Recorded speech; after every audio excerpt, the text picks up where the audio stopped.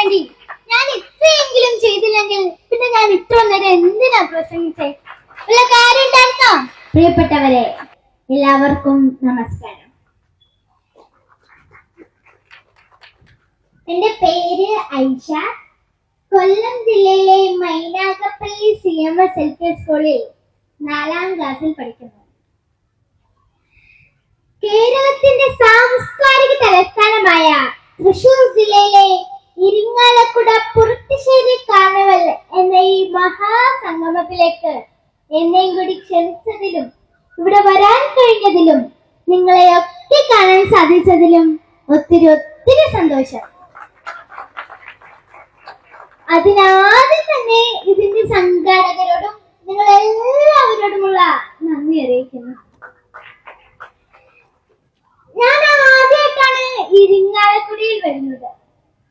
ഒരിക്കലും മരിക്കാത്ത കുറേയധികം നർമ്മരസങ്ങൾ സമ്മാനിച്ചു പോയ ഒരു മഹാനടന്റെ, ഒരു നല്ല മനുഷ്യന്റെ നാട്ടിലാണ് ഞാൻ നിൽക്കുന്നത് എന്നുള്ളത് ഈ കണ്ടാരി മൈതാനിയിൽ നിൽക്കുമ്പോൾ എനിക്ക് ഏറെ സന്തോഷവും അഭിമാനവും നൽകുന്ന കാര്യമാണ്.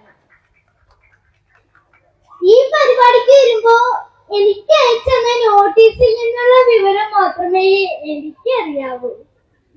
അതിൽ നിന്നും ഞാൻ മനസ്സിലാക്കുന്നത് ഈ കാർണിവൽ മനുഷ്യ മനസ്സുകളെ കോർത്തിണക്കിക്കൊണ്ട് മാനവികതയുടെ സന്ദേശം ഓതുന്ന ഒരു നാടിന്റെ ഒത്തുചേരലിന്റെ ഉത്സവമാണ് ഈ സംഗമം എന്നാണ് എനിക്ക് മനസ്സിലാവുന്നത്.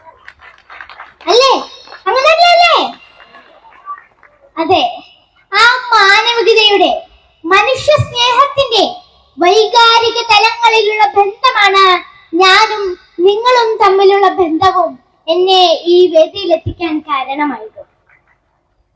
അതായത് എന്റെ നാട്ടിലെ പഞ്ചായത്തിൽ ഭിന്നശേഷിക്കാരുടെ കലോത്സവ വേദിയിൽ പങ്കെടുത്തുകൊണ്ട് ഞാനൊരു കുഞ്ഞു പ്രസംഗം ചെയ്തായിരുന്നു. ആ പ്രസംഗം നമ്മുടെ പ്രിയപ്പെട്ട മന്ത്രി ആന്റി സ്വന്തം വേദിയിലായിട്ട് ഷെയർ ചെയ്തിട്ടുണ്ട്. Thank you aunty. അവിടെ പോയിട്ട് ഞാൻ പറഞ്ഞത് ആരാണ് ഭിന്നശേഷിക്കാർ, അവരുടെ പ്രത്യേകത എന്താണ്, അവരോടുള്ള നമ്മുടെ കാഴ്ചപ്പാട് എങ്ങനെയായിരിക്കണം എന്നൊക്കെയായിരുന്നു. ആ പ്രസംഗം കേട്ടവരാണ് എന്നെ ഇന്നത്തെ ഈ പരിപാടിയിലേക്ക് ക്ഷണിച്ചത്. അതുകൊണ്ടാണ് ഞാൻ പറഞ്ഞത് നമ്മൾ തമ്മിലുള്ള ബന്ധം മാനവികതയുടെ ബന്ധമാണെന്ന്. മനസ്സിലായോ? പ്രിയപ്പെട്ടവരെ, മനുഷ്യനാകണം. മനുഷ്യനാകാൻ മനുഷ്യന് മാത്രമേ കഴിയൂ. മനുഷ്യത്വം നഷ്ടമായാൽ, മാനവികത ഇല്ലാതായാൽ പിന്നെ അവൻ ആരാ? ഉദാഹരണം, പൂരങ്ങളുടെ പൂരമായ തൃശൂർ പൂരം നടക്കുന്ന നാടാണല്ലോ നമ്മുടെ ഈ നാട്. തൃശൂർ പൂരത്തിന് തിടമ്പേറ്റി നിരന്നു നിൽക്കുന്ന ഗജവീരന്മാർ, അതിൽ ഏതെങ്കിലും ഒരു ആന ഇന്നേ വരെ ഇത്രയും ജനങ്ങൾ കൂടുന്ന സ്ഥലമാണെന്ന് കരുതി തന്റെ നാണം മറയ്ക്കാൻ ഒരു ബർമൂടെങ്കിലും ഇട്ടോണ്ട് വന്നിട്ടുണ്ടോ? മുള്ള മുട്ടിയാണ് ടോയ്ലറ്റ് എവിടെയെന്ന് അന്വേഷിക്കാറുണ്ടോ? അമ്പൽ നടില്ലെങ്കിൽ അവിടെ, പള്ളി പറഞ്ഞില്ലെങ്കിൽ അവിടെ, അല്ലേ? ഞങ്ങളുടെ നാട്ടിലേക്ക് ആന അങ്ങനെ, നീ ഇവിടെ തന്നെ ടോയ്ലറ്റിൽ പോകുമെന്ന് എനിക്കറിഞ്ഞോടാണ്. ഇനി അവന്റെ കലിപ്പായാലോ കണ്ണി കാണുന്നതൊക്കെയും തകർത്ത് തരിപ്പളാക്കും, അല്ലേ? ആന ഇങ്ങനെ ഇടഞ്ഞു വരുന്നു, വഴിയിൽ ഒരു ബെൻസ് കാറ് കിടക്കുന്നു. ഹോ, ഇത് ഭയങ്കര വിലയുള്ള കാറാ, ഇത് വേണ്ട, അപ്പുറത്തെ ഒരു ഓട്ടോറിക്ഷ എടുപ്പുണ്ട്, അത് പോയി പൊളിക്കാം എന്ന് പറഞ്ഞ് ഏതെങ്കിലും ഒരു ആന പോവോ? അതാണ് മനുഷ്യനും മൃഗവും തമ്മിലുള്ള വ്യത്യാസം. പ്രിയപ്പെട്ടവരെ, മനുഷ്യത്വം നഷ്ടമായാൽ, മാനവികത ഇല്ലാതായാൽ പിന്നെ മൃഗതുല്യമായിരിക്കും. അതാണ് ഗസയിൽ നാം കണ്ടുകൊണ്ടിരിക്കുന്നത്. ആയിരക്കണക്കിന് പിഞ്ചു കുഞ്ഞുങ്ങളെ ചരിച്ചു കളയുകയാണ്. അംഗഭേദം വന്നവർ അതിൽ ഇരട്ടിയാണ്.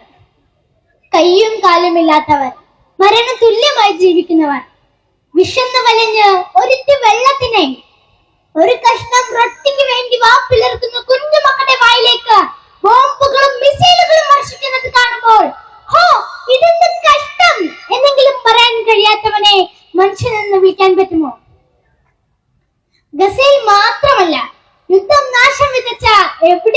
ഇതാണ് അവസ്ഥ. എല്ലാ യുദ്ധങ്ങളും നഷ്ടമല്ലാതെ മറ്റൊന്നും സമ്മാനിച്ചിട്ടില്ല. മറ്റുള്ളവരുടെ വേദനയിൽ സന്തോഷിക്കുന്നവന് എങ്ങനെ മനുഷ്യനാകാൻ പറ്റും? ലോകത്ത് നന്മ പറ്റാത്ത കുറെ മനുഷ്യരെങ്കിലും ജീവിച്ചിരിക്കുന്നു എന്നുള്ളതാണ് ഏറെ ആശ്വാസം. പ്രിയപ്പെട്ടവരെ, ഞാൻ ഈ അടുത്തിടെ ഒരു വീഡിയോ കണ്ടു. കുപ്പികളിലും പൊങ്ങിക്കിടക്കുന്ന പാത്രങ്ങളിലും ഭക്ഷണധാന്യങ്ങൾ നിറച്ച് കടലിലേക്ക് വലിച്ചെറിയുകയാണ് ഈജിപ്തുകാർ. അവർ എറിയുന്നത് ഭക്ഷണവും വെള്ളവുമല്ല, വേദന അനുഭവിക്കുന്ന സഹജീവികളോടുള്ള സ്നേഹമാണ്, കാരുണ്യമാണ്, കടമയും കരുതലുമാണ്. അവ ഗസയിലെത്തുമെന്ന് ഉറപ്പില്ല. എങ്കിലും തിരമാലകൾ തീരത്തെത്തിക്കുമെന്ന പ്രതീക്ഷയിൽ പ്രാർത്ഥനയോടെ ഏറെ തുടരുകയാണ് ഈജിപ്തുകാർ. ഗസയിലെ വിശന്ന് കരഞ്ഞു തളർന്ന കുഞ്ഞുങ്ങളുടെ ദയനീയ ദൃശ്യങ്ങൾ കണ്ട് കരളലിഞ്ഞ ഈജിപ്തിലെ സാറ എന്ന മനുഷ്യാവകാശ പ്രവർത്തകയുടെ മനസ്സിലുദിച്ച ആശയമാണ് ആ നാട്ടിലെ ജനങ്ങൾ നെഞ്ചോട് ചേർത്ത് പിടിച്ചിരിക്കുന്നത്. അരിയും പയറും പരിപ്പുമൊക്കെ വൃത്തിയുള്ള കുപ്പിയിൽ നിറച്ച് ഓരോ കുപ്പിയിലും ഒരു ചെറിയ കടലാസ് വെച്ചു. അതിൽ ഇങ്ങനെ എഴുതി: ക്ഷമിക്കുക, നിങ്ങളുടെ ക്ഷമയ്ക്ക് വലിയ പ്രതിഫലമുണ്ട്. അതിനിടയിൽ സാറാൻഡിയുടെ പേരും നമ്പറും.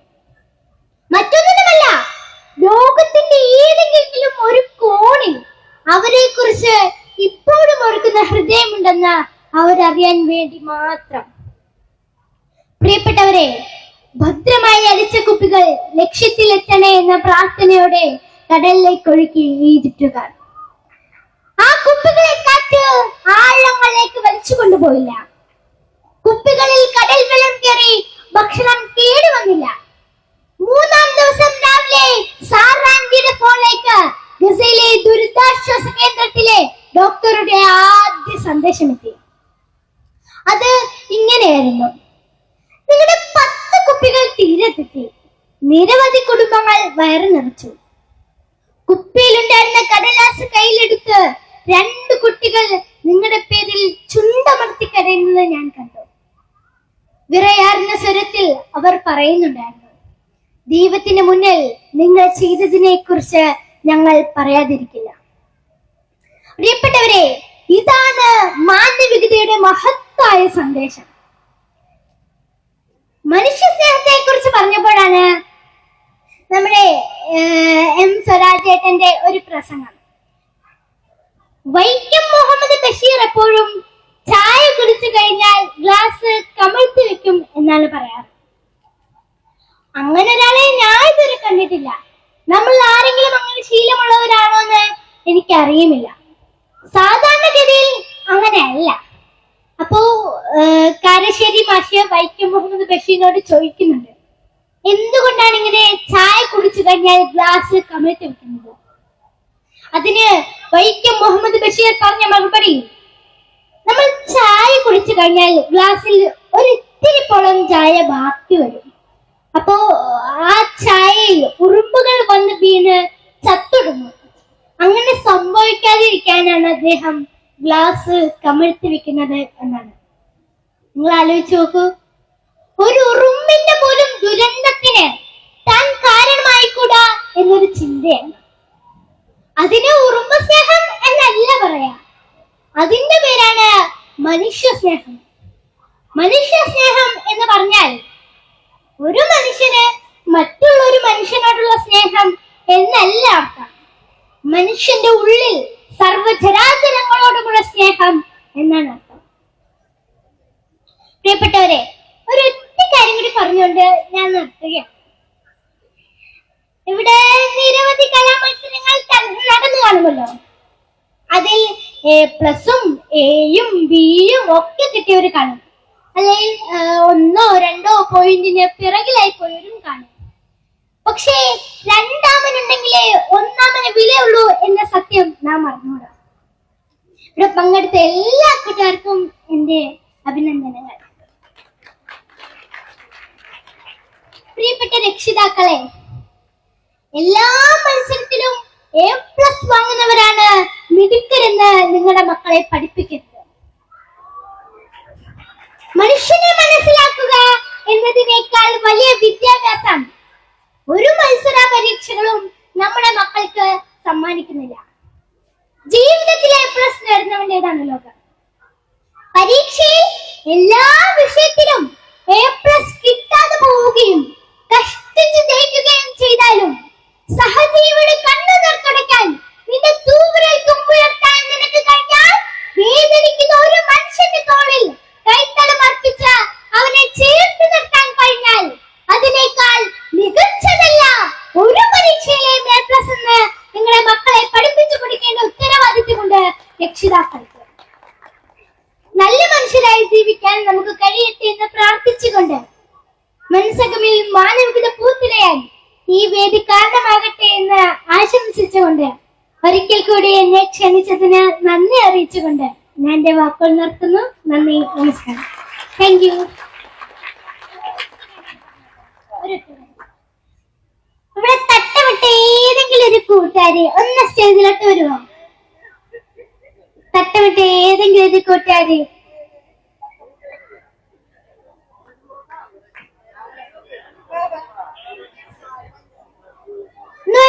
എളുപ്പം പ്ലീസ്.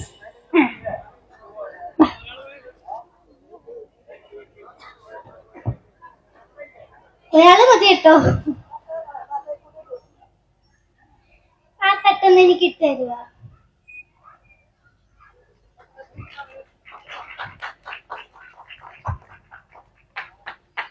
ഞാൻ ഈ തട്ടിട്ടപ്പോ നിങ്ങൾക്ക് എന്നെ കാണുമ്പോ വല്ല ഭയം തോന്നുന്നുണ്ടോ?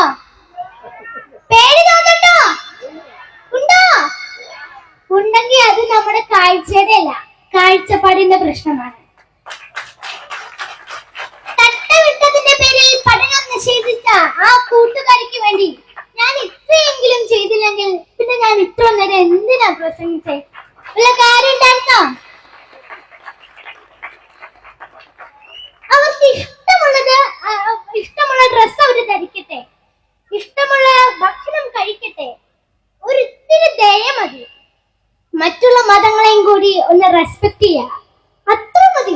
ലോകം നന്നായിക്കോളും. Thank you.